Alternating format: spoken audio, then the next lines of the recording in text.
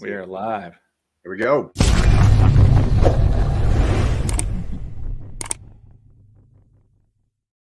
Had to add the extra boom. Hey, D-Racers. So hopefully everything's going. This is working out for us. This is our first Tug of War team event. So this is kind of a trial. So we're experimenting with some of this stuff. Hopefully it goes smoothly. Hopefully the tools and everything works.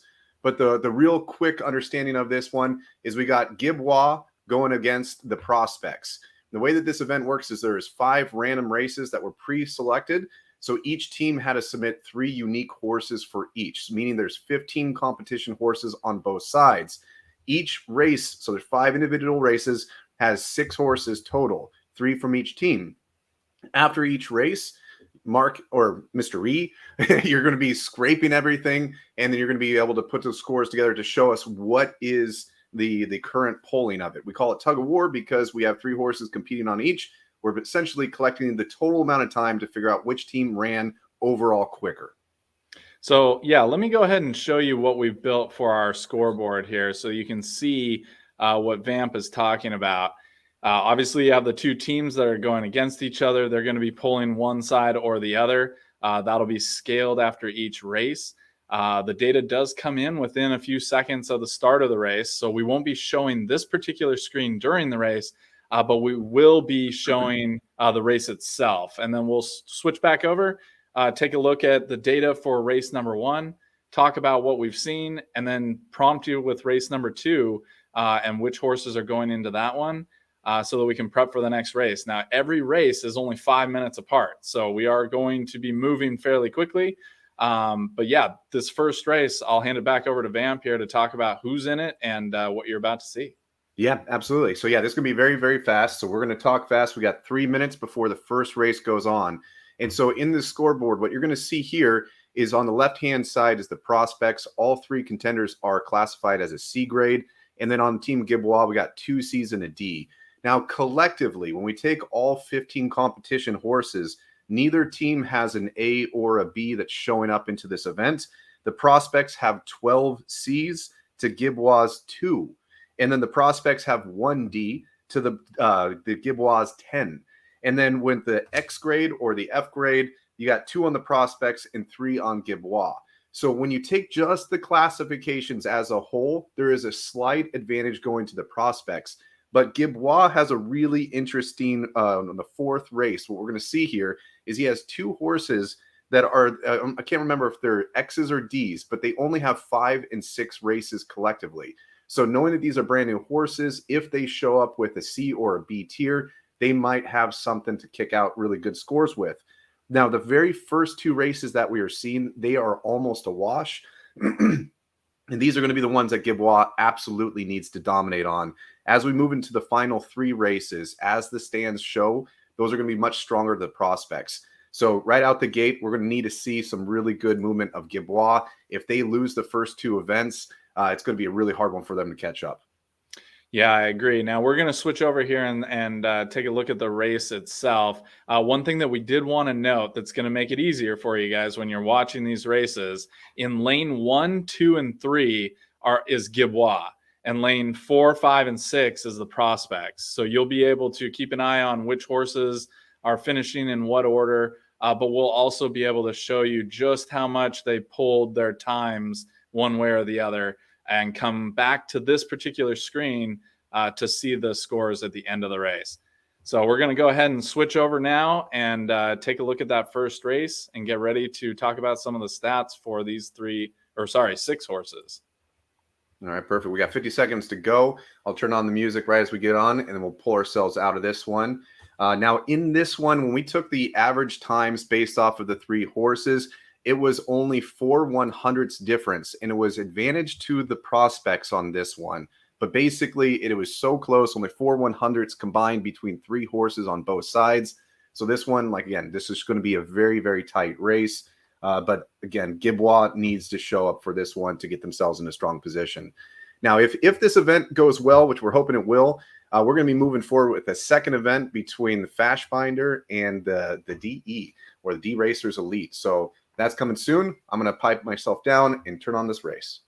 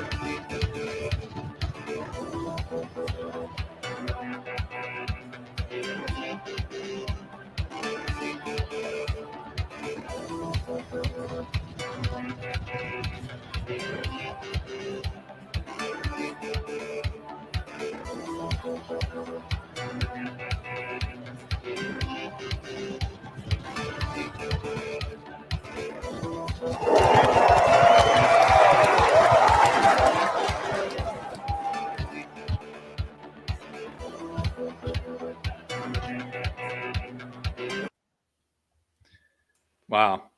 Yeah, that's a strong start for the prospects. Now, just so people that are watching this can understand how the scoring is working here. So the first place score, that 136, so that's obviously the point holder. So the last place horse is fallen behind by 2.8 seconds.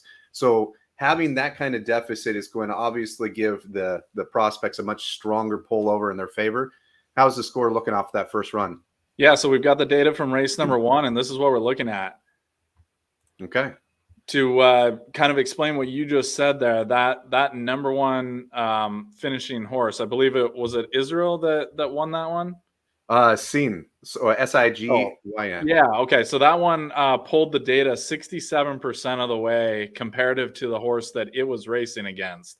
So again, that's important to note here. They are paired up against each other, and then the cumulative score says that right now the prospects have a full 4.367 second lead, which is something that obviously Gibbois is going to have to make up here in the short term. Yeah, and what it's interesting too is seeing that C beating the D, but the 70 to 30%. I mean, that just shows how those classifications are going to have a long or strong impact on that. This second race, as we're going to be approaching, it's going to start in about 2 minutes. This is the one that Gibbois was a slight advantage to. So hopefully, for their sake, these scores will flip in their favor to see if they could get it a little bit tighter. But we're looking about 90 seconds out. Now, inside this one, what's the difference? Yeah, let me go ahead and load up the horses that we've got here for race number 2 and get that showing for you. So race number 2 is a 5 furlong. We're on the screen here. We're keeping the cumulative score so that you can see the balance of the pull left or right. But in the lower portion, you can now see that we've got 2 X horses paired with a C going up against 3 Ds. And I think you called this out, that this was going to be race number 2, which is really important for Gibbois to take advantage of the fact that his 3 horses should be doing a lot better than the prospects in this race. Yeah, Sundwise is the favorite based on the classifications, but we would expect at least 2 horses from Gibbois to podium. And for Gibbois' sake, what they're looking for is one of the prospects to fall far behind. Any race where we have the final horse is trailing by multiple seconds, that is a little bit of a death blow to that team because those seconds are going to be hard to recover. Hey, Vamp, can you pull up your screen so we can share that again? I think your race went away. Yeah, I don't know if you stopped sharing that or what, but we need to get ready for that second race. There we have it. That'll be loading up here shortly.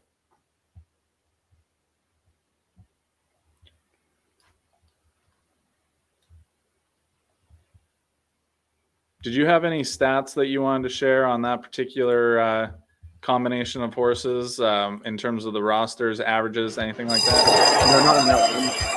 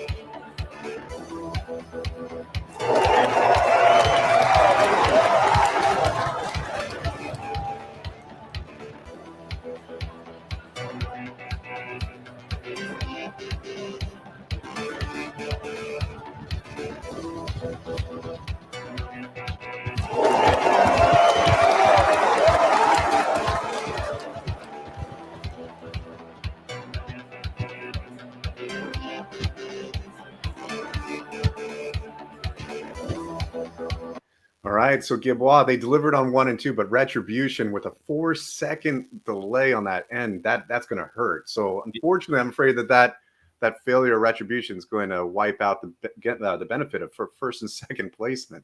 Yeah, that was Astro Pink Super Quad taking the win, but let's take a look at the scoreboard now. Yeah, that finish by Retribution, only gaining 18% of the pole here, is basically destroying Gibbois' chances of pulling this out right now after 2 races. That's pretty rough.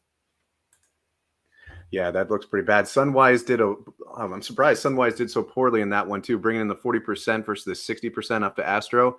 Let's see now going into the race 3.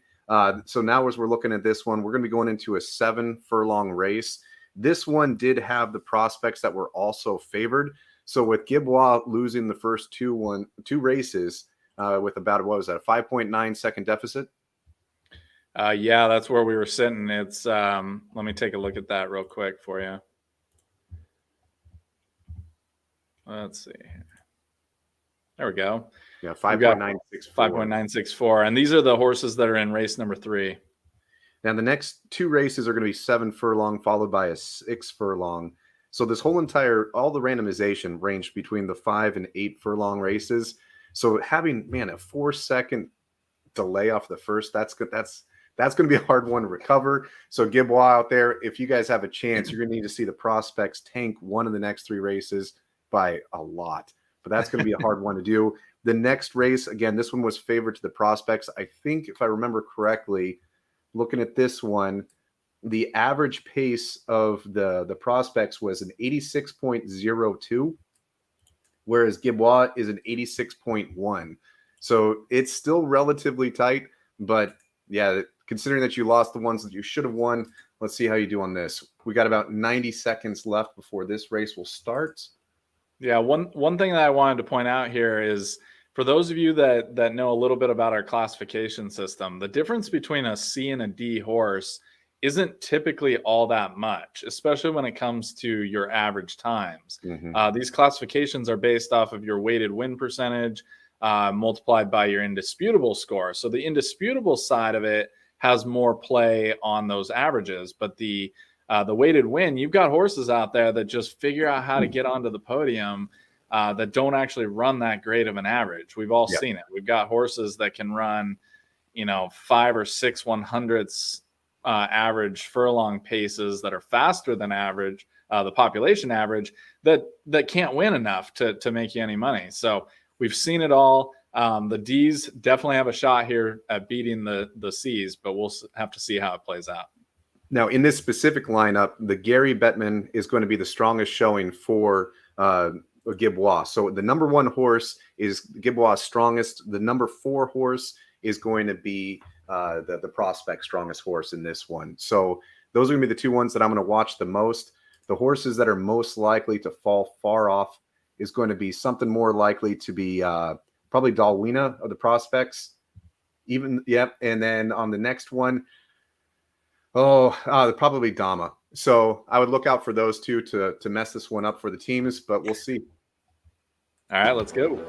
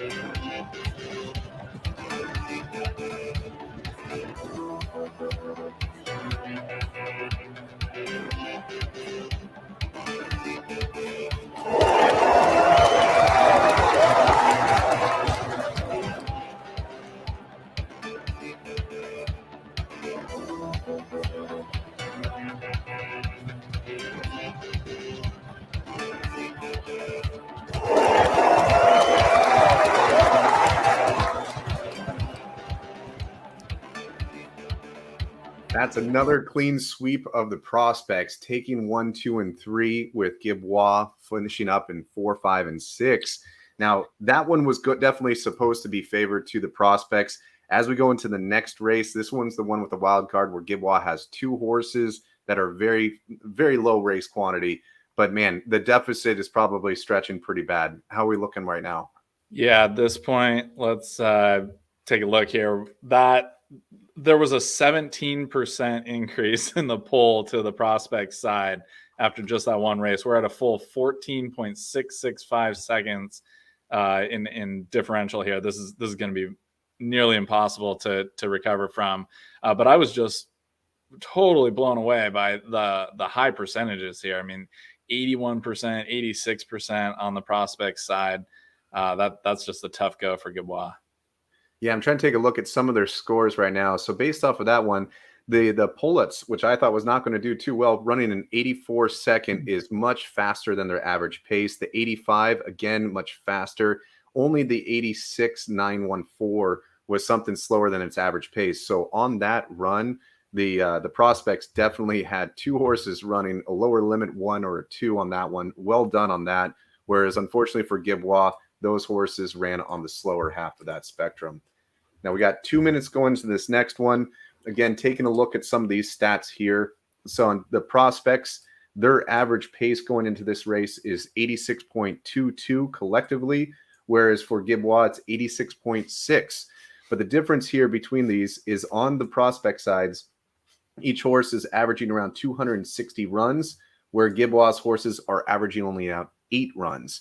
So Gibbois is definitely showing up with some rookie horses on this track. Hopefully that is beneficial to them. But we got a D and 2 C's going up against 3 X's.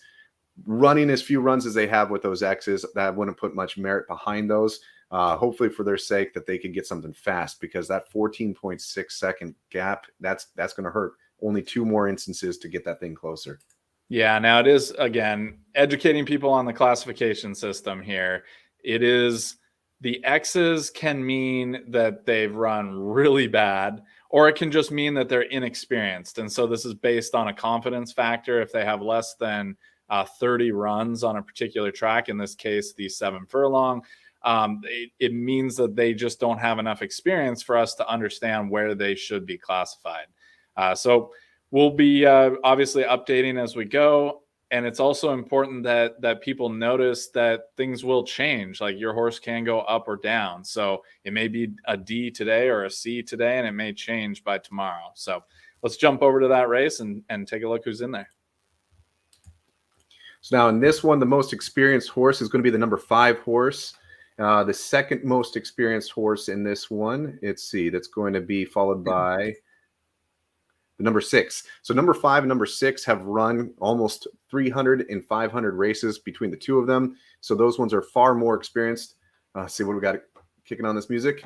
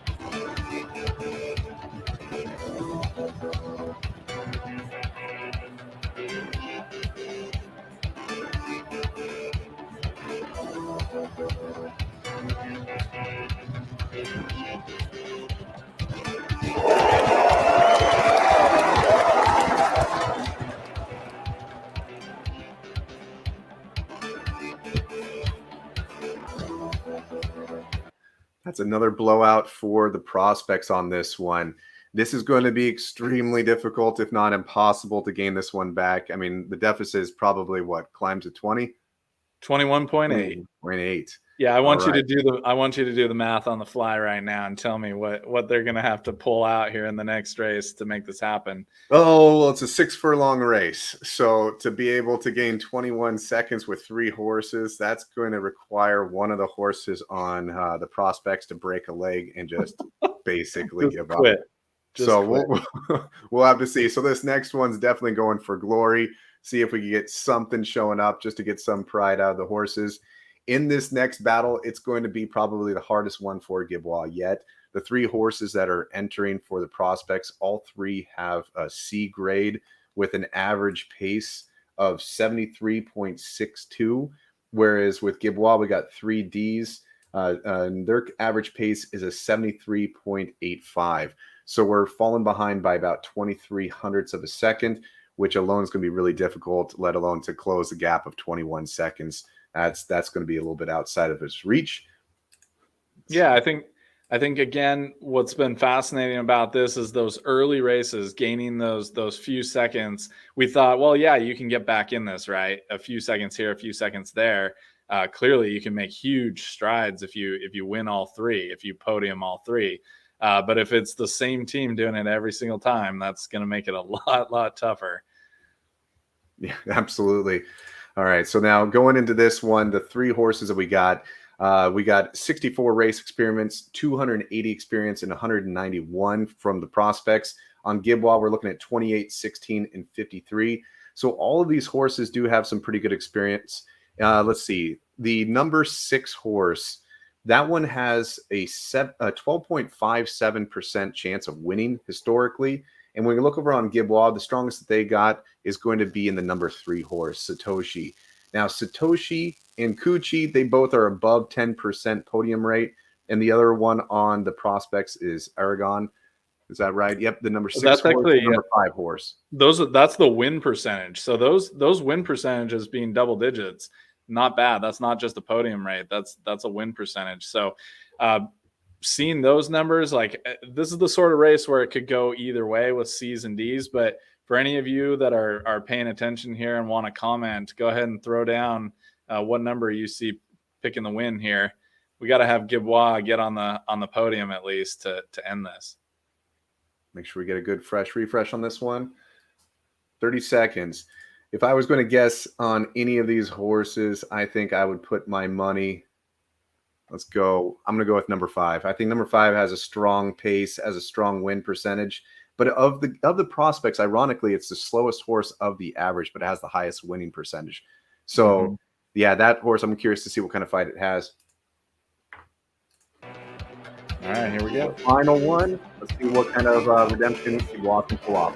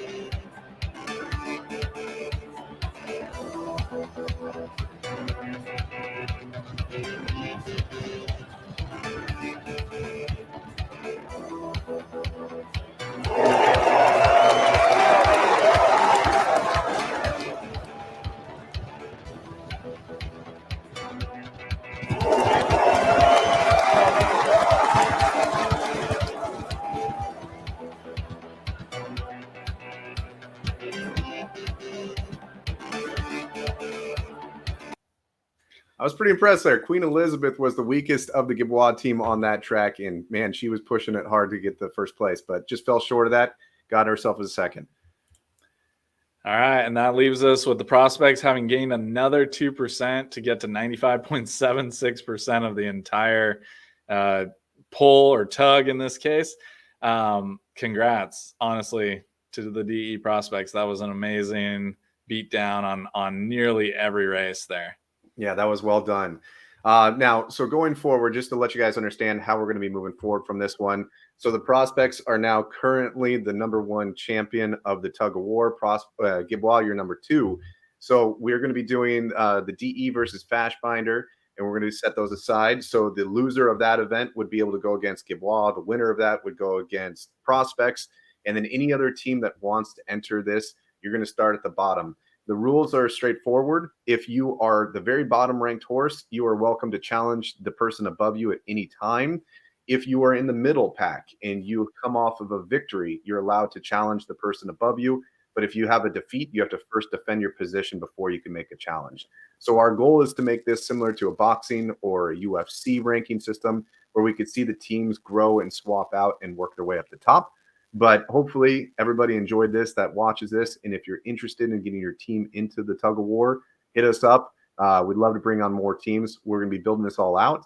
If you visit the dracers.world, you will see a new navigational item that's called Tug of War. And that's where we're going to be putting in all these results. Couldn't have said it better. That's exactly right. We want to thank all the different players that are on both teams. Submitting 15 different horses takes a lot of work, a lot of prep, and a lot of corralling of different people at different times. So we really do appreciate it. And we hope that you guys enjoy the rest of your upcoming weekend. All right. We'll see you guys soon. Hopefully the next one will be in the next week or two, but we'll keep posted.